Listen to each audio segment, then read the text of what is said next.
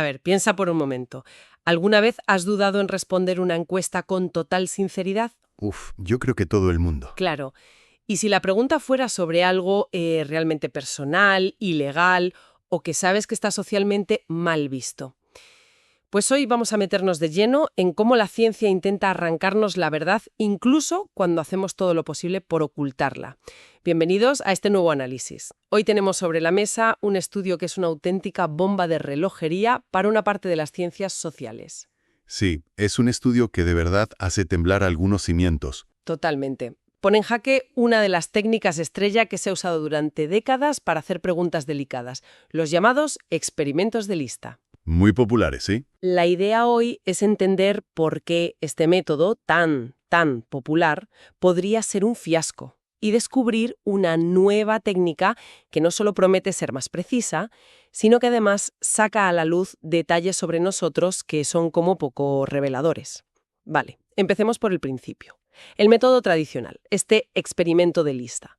La idea a primera vista parece bastante lista. Parece muy ingeniosa, ¿sí? Coges a la gente, la divides en dos grupos. Y ahí empieza todo, en esa división. Exacto. Al primer grupo, el de control, le dan una lista de cosas de lo más normales, tipo he visitado un museo este año o me gusta ir al cine.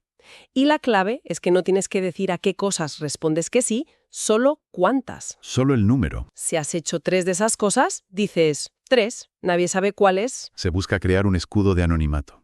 La persona siente que su respuesta individual está protegida dentro de un número. Y entonces llega el segundo grupo, el de tratamiento. Se les da la misma lista, pero con un añadido. Una afirmación sensible, por ejemplo. He consumido drogas ilegales este mes. Y de nuevo, solo el número total de síes. Justo. La teoría dice que si restas el promedio del primer grupo al del segundo, la diferencia es el porcentaje de gente que ha consumido drogas. Parece un truco de magia estadístico, ¿no? Parece un atajo perfecto. Y es tan elegante en su simplicidad que se ha usado hasta la saciedad. El problema, y es el núcleo de este estudio, es que esa elegancia se apoya sobre unos cimientos que son de cristal. Ajá. Se basa en dos supuestos que, si te paras a pensarlos, son enormemente optimistas. A ver, ¿cuáles son? Porque a mí ya me sonaba demasiado bueno para ser verdad. ¿De verdad la gente no se da cuenta del truco? Bueno, el primer supuesto es puramente técnico pero crucial. Asume que la asignación a los grupos es perfectamente aleatoria y sobre todo que el simple hecho de añadir esa pregunta sensible no altera cómo la gente responde a las otras. Espera un momento. A mí eso ya me parece un salto de fe. Es un gran salto de fe. Si de repente me ponen delante una pregunta sobre algo ilegal, es normal que me ponga a la defensiva o que mi estado de ánimo cambie para el resto de la encuesta. ¿No podría hacerme más propensa a decir no a todo, por si acaso? Exactamente. Pones el dedo en la llaga. Esa es una de las críticas. Pero el segundo supuesto es aún más problemático. A ver. Asume que la gente no miente en el recuento final. O siendo más sutiles, que si alguien miente lo hace de una forma que es estadísticamente irrelevante, un error que se cancela en el promedio. Uf, eso sí que es optimista. O sea, el método se inventa para evitar la mentira sobre un tema concreto, pero asume que la gente será 100% honesta sobre el número total que da. Es una contradicción, ¿sí? Es que lo es. Si alguien no quiere admitir que ha consumido drogas y ve que su número total de síes es muy alto, podría simplemente decir un número menos y ya está, ¿no? Miente igual, pero de otra forma. Has descrito perfectamente el problema del engaño estratégico. La realidad es que la gente puede mentir de formas muy complejas e impredecibles. Y este método no tiene forma de detectarlo. Simplemente cruza los dedos y espera que no pase. Y a pesar de estos agujeros, que ahora que los comentamos parecen gigantescos, este método se ha usado masivamente. El estudio menciona algo que me dejó de piedra. Su uso en las revistas de economía más prestigiosas del mundo se disparó a partir de 2016. Se puso muy de moda, sí. Estamos diciendo que un montón de estudios sobre temas cruciales, publicados en sitios de referencia, podrían estar basados en una herramienta que es básicamente defectuosa. Esa es la pregunta del millón, y la que motiva a los autores de este trabajo. Y aquí es donde la cosa se pone seria. No se limitan a criticar desde un sillón, hacen algo mucho más potente. ¿El qué? Desarrollan una prueba estadística, un test de diagnóstico, para verificar si esos supuestos de los que hablamos se cumplen en la práctica.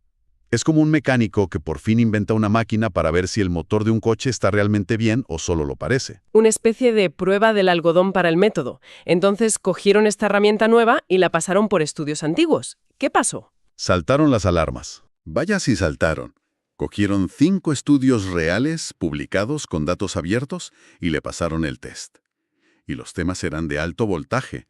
La opinión real de la gente sobre el gobierno chino, el apoyo a la independencia de Hong Kong o temas tan íntimos como la orientación sexual. Temas sensibles de verdad. Y los resultados son demoledores. No dejan títere con cabeza. ¿Cómo de demoledores? Para que te hagas una idea, usan el estándar de las ciencias sociales, que es un nivel de significancia del 5%. O sea, para que nos entendamos, ese 5% es el umbral que usan los científicos para estar razonablemente seguras de que un resultado no es pura casualidad. Es el listón que hay que pasar. Correcto. Pues bien, al aplicar su test, la hipótesis de que el modelo es válido se rechaza en 10 de las 19 preguntas sensibles que analizaron. Un momento, 10 de 19. O sea, en más de la mitad de los casos. De estar influyendo en políticas públicas, podrían estar construidas sobre cimientos de arena. Un torpedo en la línea de flotación de la confianza que depositamos en esta técnica. Totalmente. Vale, me queda claro que el edificio tiene cimientos de arena, como decías. La crítica es demoledora. ¿Pero se quedan ahí? ¿O proponen una forma de construirlo bien desde el principio? Porque si no, nos dejan con un problema enorme y sin solución. Afortunadamente proponen una alternativa. Y de nuevo a primera vista parece casi demasiado simple. La llaman la técnica de respuesta múltiple, o MRT. ¿Y en qué consiste? La idea central es, olvídate de dividir a la gente en grupos.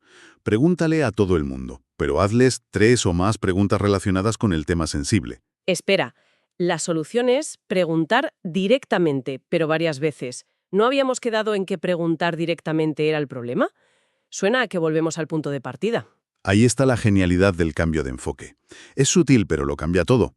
Dejan de buscar una única respuesta verdadera y empiezan a tratar la información sensible, por ejemplo, ser no heterosexual, como una característica latente. Una característica latente. Sí, una cualidad de la persona que no podemos ver directamente, pero de la que podemos encontrar pistas. Las respuestas a las 3 preguntas son como 3 mediciones indirectas, 3 pistas de esa misma característica oculta. Ah, vale. Es como intentar medir la temperatura de una habitación con 3 termómetros distintos. Quizás ninguno es perfecto, pero si los 3 marcan algo parecido, te puedes fiar mucho más del resultado. Es una analogía perfecta. Y si uno se desvía, los otros 2 te lo chivan. Exacto. Para ilustrarlo, el estudio se centra en un caso real sobre orientación sexual. Usan 3 preguntas. La primera, ¿se considera heterosexual? La segunda, ¿siente atracción sexual por personas de su mismo sexo? Y la tercera, ¿ha tenido alguna experiencia sexual con alguien de su mismo sexo? Ya veo. Están relacionadas, pero no son lo mismo. Una persona puede haber tenido una experiencia en el pasado, pero considerarse heterosexual ahora, o sentir atracción sin haber actuado nunca. Miden facetas distintas. Justo. Y al combinar las respuestas, no solo reconstruyen esa característica latente con mucha más fiabilidad, sino que obtienen unas ventajas brutales sobre el método antiguo. La primera es que recuperan información a un nivel desagregado con un detalle increíble. ¿Qué significa eso en la práctica? Significa que pasamos de una cifra general, como el 12% de la población es no heterosexual, a algo infinitamente más rico. Podemos estimar, por ejemplo, cuál es el apoyo al matrimonio igualitario entre la población que tiene sentimientos positivos hacia el colectivo LGTB y, por separado, entre la que tiene sentimientos negativos. Ostras, es un nivel de zoom que antes era ciencia ficción. Pasamos de una foto borrosa del conjunto a un retrato nítido de cada grupo que lo compone. Vale, esa es una gran ventaja. ¿Cuál es la segunda? La segunda es, para mí, la más revolucionaria. El método mide el propio acto de mentir. ¿Cómo que mide la mentira? No asume ingenuamente que la gente dice la verdad. Al contrario, uno de sus resultados principales es que puede cuantificar la probabilidad de que alguien que tiene la característica latente, ser no heterosexual, dé una respuesta concreta, decir que es heterosexual. Podemos ponerle un número al ocultamiento de la verdad. O sea que esto es un cambio de paradigma total. En lugar de diseñar un método para intentar que la gente no mienta, asumes que una parte lo hará y conviertes esa mentira en un dato más a analizar. Precisamente, convierte el problema en parte de la solución. Es como si un detective usara la coartada falsa de un sospechoso no para descartarlo, sino como la pista principal. Tal cual. Y la tercera ventaja es la más obvia. Elimina de un plumazo todos los problemas de la aleatorización. Al no haber grupos, no hay riesgo de que la asignación falle o de que una pregunta contamine a las otras. La teoría del nuevo método suena muy potente, la verdad, pero la prueba de fuego es verla en acción. Cuando la aplicaron a un tema tan delicado como la orientación sexual, ¿qué encontraron? ¿Salió algo que realmente nos hiciera arquear una ceja? Salieron cosas que cambian por completo la imagen que nos dan las encuestas tradicionales. El primer gran hallazgo es la cuantificación de las declaraciones inexactas. El estudio estima que un 28,8% de las personas no heterosexuales se declaran heterosexuales en las encuestas. Un momento, casi 1 de cada 3. Es una barbaridad. Eso significa que cualquier encuesta que leamos en un periódico sobre el tamaño de la población LGTB podría estar subestimando la cifra real en casi un 30%. Correcto, pero lo más revelador, y aquí se ve el poder del método, es que este ocultamiento no es aleatorio. No es un error estadístico difuso. Ah, no. Depende enormemente de quién eres y en qué crees. Y aquí viene la cifra que más impacta del estudio. El 47,3% de los republicanos no heterosexuales de la muestra afirmaron ser heterosexuales. Casi la mitad. Estamos hablando de que prácticamente 1 de cada 2 republicanos no heterosexuales no lo dice en una encuesta. Esa cifra es brutal. Es brutal, frente a solo el 25,6% de los demócratas. ¿Y el estudio da alguna pista de por qué esa diferencia tan enorme? El estudio no entra en el por qué profundo, pero lo que los datos sugieren de forma muy potente es que la presión social o las normas percibidas dentro de tu propio grupo son un factor determinante. Si estás en un entorno donde crees que ser no heterosexual es menos aceptado, la probabilidad de que lo ocultes se dispara. Entiendo. Y no es solo política, los hombres también lo ocultan más que las mujeres. La mentira no es aleatoria, tiene patrones sociales muy claros. Fascinante. ¿Y qué pasa en la otra dirección? ¿La gente heterosexual miente diciendo que no lo es? Y aquí es donde el modelo demuestra su solidez. El resultado es el contrario. Las personas heterosexuales casi siempre responden con sinceridad. El estudio calcula que solo un 2,9% de los heterosexuales se declaran no heterosexuales, una cifra tan baja que no es estadísticamente significativa. O sea que el ocultamiento es unidireccional. Es la minoría la que, por presión, se siente empujada a identificarse con la mayoría, y casi nunca al revés. Vale, esto ya es un mundo de información. Pero el análisis no se quedaba ahí. También intentaban medir algo mucho más etéreo, el sentimiento negativo hacia el colectivo. ¿Cómo mides algo así con este método? Cómoda teniendo un jefe abiertamente gay, y una tercera sobre si creen que la discriminación laboral debería ser ilegal. Vale. Combinando las respuestas, estiman que un 13,3% de los encuestados tiene un sentimiento latente negativo hacia la población LGTB. De acuerdo. Un 13,3%. Pero la gracia de esto es ir más allá del número único, ¿no? ¿Qué hay dentro de ese 13,3%? Exacto. Y aquí es donde se revela la verdadera y sorprendente complejidad del ser humano. Dentro de ese grupo de gente con sentimiento negativo, las opiniones son increíblemente contradictorias. Por ejemplo, solo un 2% de ellos estaría contento con tener un jefe gay, lesbiana o bisexual. Vale, hasta ahí todo encaja con la etiqueta de sentimiento negativo. Un rechazo casi total en lo personal. Pero ahora viene lo bueno. De ese mismo grupo, un 58,5%, más de la mitad, cree que debería ser ilegal discriminar a alguien por su orientación sexual en el trabajo. Para.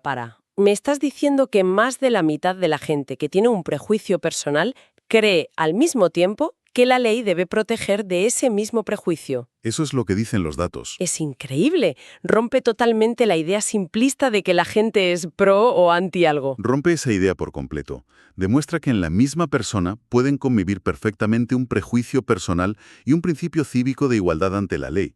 Las personas no somos monolíticas. Podemos pensar, esto no me gusta a nivel personal, y a la vez pensar, pero el Estado debe garantizar los mismos derechos para todos. Justo. Un simple número agregado ocultaría este matiz tan fundamental para entender la opinión pública. Y supongo que aquí también encontraron diferencias demográficas enormes. Abismales. El 22% de los encuestados que se identificaron como cristianos mostraron este sentimiento negativo latente. En cambio, entre los no religiosos, la cifra era de solo el 3,2%. La afiliación a ciertos grupos culturales o religiosos vuelve a ser un predictor potentísimo.